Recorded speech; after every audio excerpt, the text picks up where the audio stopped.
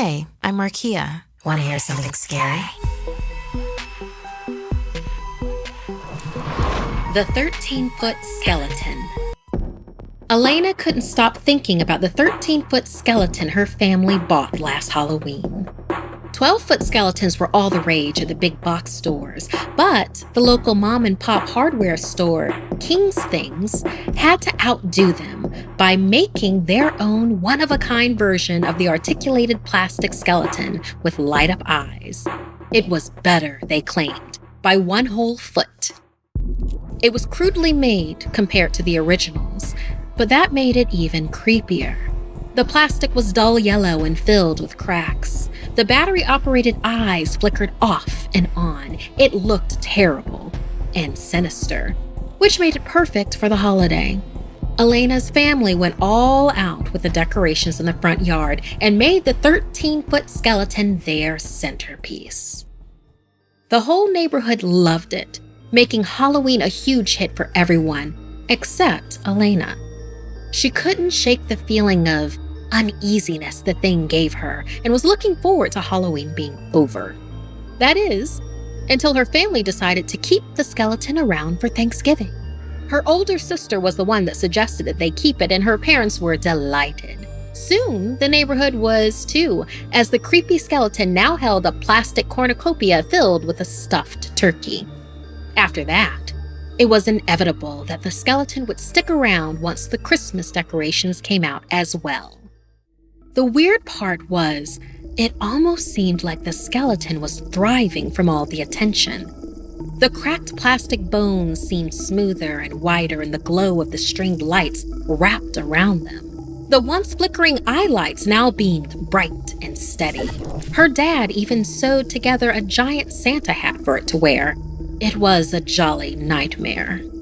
Elena couldn't recall a time over the last couple of months when there wasn't someone out front marveling at the thing she'd come to loathe. Even worse, every day someone was changing the position of the skeleton. She was surprised that her parents or sister would go to all that trouble, but no one would own up to it. They even accused her of being the one moving it. Finally, New Year's passed, and Elena volunteered to take down all the Christmas decorations. She couldn't wait to fold up that monstrosity into the garage. As she tried to bend the skeleton's articulated joints, however, they wouldn't budge. It stared at her with its dead light-up eyes and clenched plastic jaw. Elena felt queasy. No matter her position, it never seemed to take its eyes off her. It was almost as if it didn't want to be put away, but she refused to give up and finally stored it in the corner of the garage. As the garage door closed, she finally felt a sense of relief.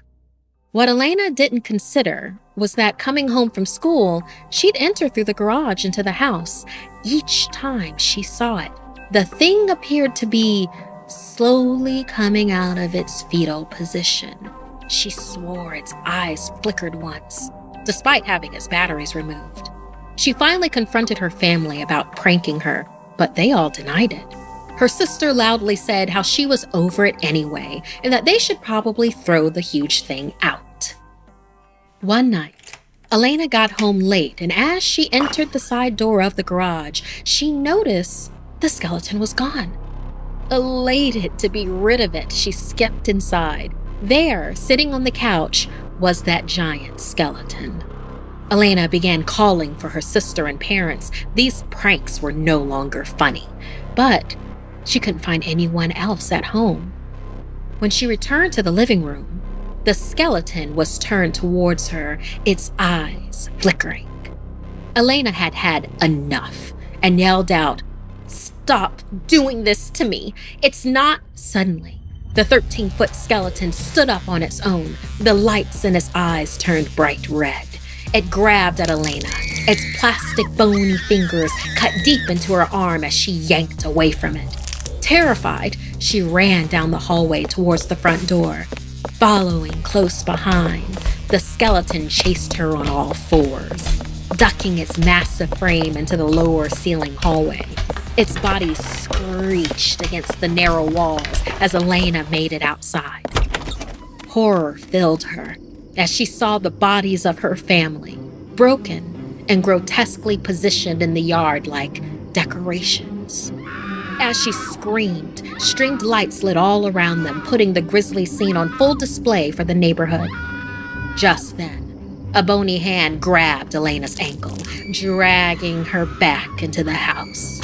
The months of adulation and awe from the neighborhood had empowered the monstrous thing, and now it craved more.